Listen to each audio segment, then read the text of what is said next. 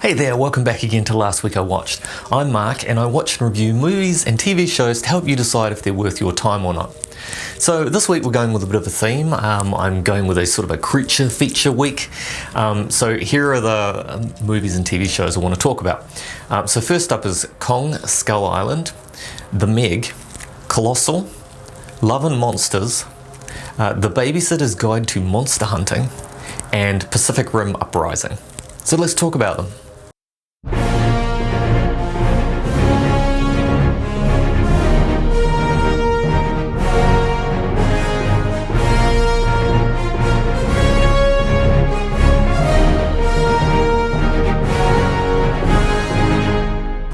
So first up is Kong Skull Island. It's from 2017. It stars Tom Hiddleston, Samuel L. Jackson, and Brie Larson. It's showing on Netflix. So this is about a washed-up monster hunter. He convinces the US government to fund an expedition to an uncharted South Pacific island. Under the guise of a geological survey, the team travels to Skull Island. Upon arrival, the team discover their mission may be complicated by the deadly wildlife which inhabits the island. So after the recent reboot of Godzilla, which eventually kicked off the Monsterverse, I think they're calling it, Kong was rebooted with this movie to ultimately establish Kong in the same universe as Godzilla and to pave the way for Godzilla vs. Kong, which I think I reviewed in a recent review. This is a really good movie in its own right. It's got a great cast and the effects look great. It's got Tom Hiddleston in it. He does a great job in this sort of prototypical hero role. Brie Larson's sort of the audience's guide as the photojournalist. She's showing us the beauty of the island. And Sam Jackson has plenty of room to go fully unhinged as the military commander who's gone war wacky, I guess. Kong looks great also, and it's interesting that he's smaller in this movie. Not that you'd really notice. But in the subsequent movies he's much larger, because in this one he's still growing because it's set in the past. And I think this was a really good move for this film, that it's set in a post-Vietnam War setting in the 70s, and bringing the soldiers into conflict with Kong and the island. It makes some interesting commentary about people in fear destroying what they don't understand, and likely some of the soldiers also have post-traumatic stress issues from the war that hasn't started to be resolved. Preston, played by Samuel L. Jackson, he's having massive difficulties with accepting that the Vietnam War has ended, that they lost, and he's just refusing to accept that. He's determined that he's going to win against Kong, even though he's largely responsible for escalating any conflict there. The island itself's pretty cool. There are lots of deadly creatures. They're all interesting, they're diverse. They establish quite a few creatures as well, which is good, and some of them feature in other movies such as the Skull Crawlers. They kick off some really great action sequence, often ending in fatalities. Skull Island is definitely not a tourist destination, but I'd be really keen to see the island explored more in another film maybe. There's also natives that seem to worship Kong as in other movies, and they're hiding behind a large fortified wall to keep them safe from the creatures. Overall, it's a really fun creature movie. The period setting, I think, adds a lot of value, and the world building and creatures are really fantastic.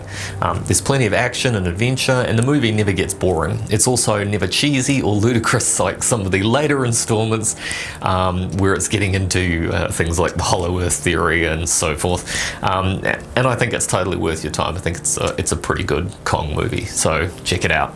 Okay, next up is The Meg. It's from 2018. It stars Jason Statham, Bing Lee, and Rainn Wilson, and I watched it on Apple. Now, a group of scientists, they're exploring the Marianas Trench, and they encounter a 75-foot megalodon and actually accidentally release this mammoth prehistoric shark back into the wild during a rescue mission on the seafloor. This is adapted from the Steve Alten 1997 novel Meg, a novel of deep terror. The book rights were purchased in 97 and languished in development hell for years, passing from studio to studio after the rights kept reverting back to the author. Luckily for us, it eventually got picked up by Warner Brothers, or else we might never have seen the film. The movie is fairly faithful to the bones of the novel. It's certainly not a faithful adaptation as such, and it omits several important plot points which would have been relevant to the sequel, and it loses a lot of the fine detail and some of the smarter things that are in there.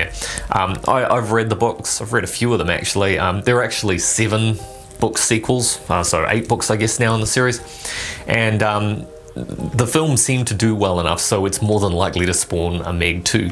And I think they're already talking about adapting the second book. But it'll be interesting to see how they do that, considering they didn't carry some of the threads from the first book to the sequel. Overall though, the cast do a great job. They look like they're having fun with it. Jason Statham's particularly as good as the hero Jonas Taylor, and the diving and swimming scenes look great. Likely because Statham was in the national swimming squad, and I think he participated in the Commonwealth Games in diving or something like that. The shark effects look great. The animal is massive. It's appropriately grizzled, like it's been swimming around for a long time. And as an apex predator, it swims and eats, but it's not carrying a vendetta against anyone or roaring when it surfaces. It's played straight despite the occasional comedic hijink from the cast. It's refreshing from the ridiculous Sharknado movies, or even some of the later Jaws films that jump the shark. There's also a quite heavy Chinese presence in the film, which is unsurprising as the film is a co-production with a Chinese film company. The Chinese characters in the film were Japanese, I think, in the book, and the Meg surfaced in Hawaii, not on a Chinese beach, but it doesn't really matter. The essence of the book is still there. The film is surprisingly goreless though, considering the subject matter, and the PG-13 rating blunts the shark's presence. Hopefully the sequel will lean into R, since the R rating seems to be finally making a return to cinema. Not every movie has to be for the kids. Still, I enjoyed the film. There's some genuinely good action sequences, and some of the cast propel the film largely on their own personalities, and who doesn't want to see a giant prehistoric shark swim around and munch on a bunch of people? Check it out. I'm hoping that the sequel will be good, and perhaps it won't stray so far from the books. If they follow the book closer, we should have had Angel at the end, one of the surviving pups from the female Meg, so I'm really not sure how they're going to pick it up again. I'm assuming there'll be some kind of return to the Marianas Trench. Okay, next up is Colossal. It's from 2016. It stars Anne Hathaway, Jason Sudeikis, and Dan Stevens. It's showing on Netflix. So Gloria, played by Anne Hathaway, she's an out-of-work party girl. She's forced to leave New York and move back home. She's gone to New York with, you know, good intents to progress her career, but has just sort of slipped into partying and drinking, and things are not going well for her. When reports surface that a giant creature is destroying Seoul, she gradually comes to the realization that she is somehow connected to this phenomenon. So this is a quirky and original monster tale, and I think the real heart of the story is this unresolved conflict between Gloria and Oscar, played by Jason Sudeikis, stemming from Oscar's childhood jealousy of Gloria at school.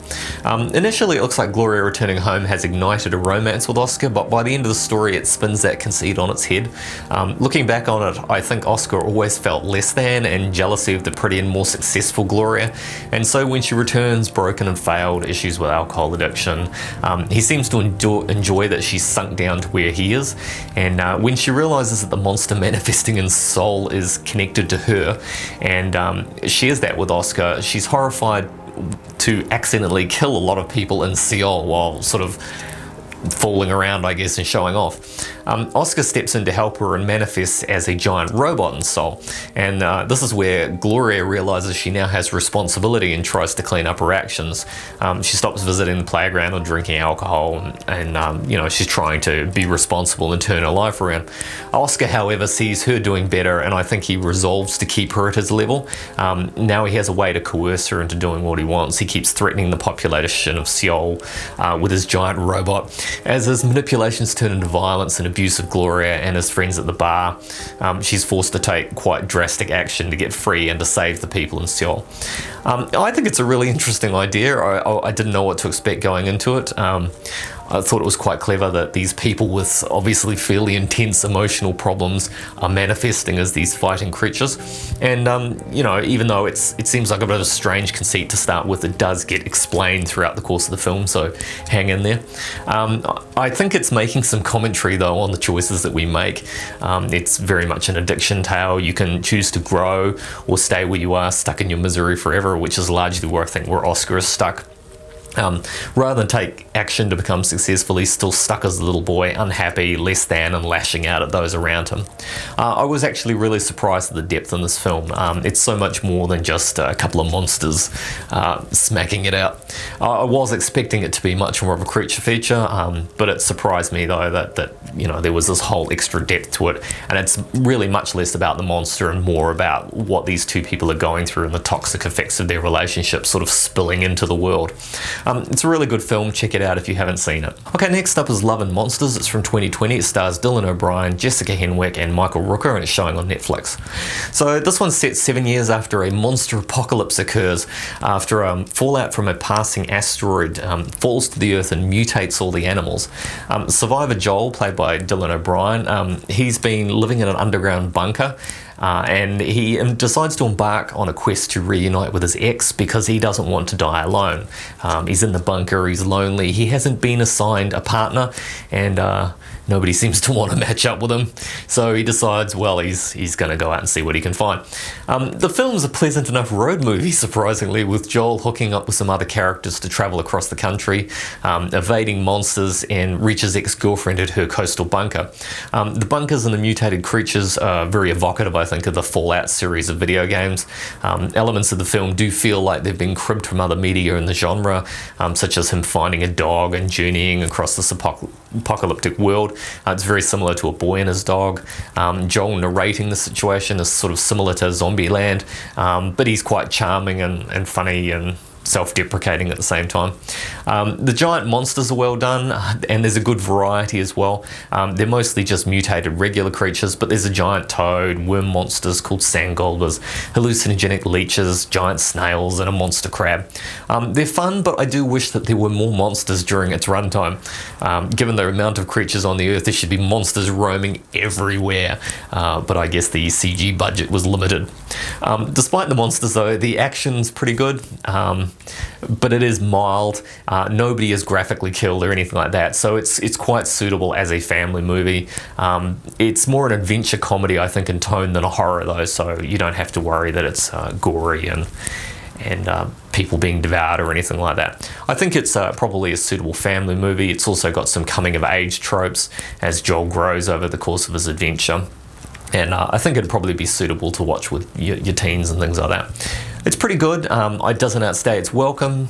It's family friendly enough to watch with the kids. Check it out if it sounds like your kind of thing. Okay, next up is The Babysitter's Guide to Monster Hunting. It's from 2020, starring Tamara Smart, Una Lawrence, and Tom Felton. It's on Netflix.